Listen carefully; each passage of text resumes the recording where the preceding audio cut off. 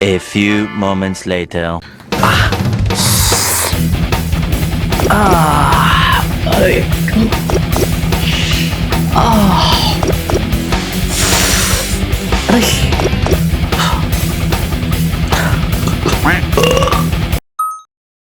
Kung kayo rin ay madalas nagkakaganito, baka kinakailangan yung bawasan ng pagkakape nyo. Trigger kasi ng acid reflux ang masyadong naiinom na caffeinated beverages, isama na rin natin ang maasim at maanghang na pagkain.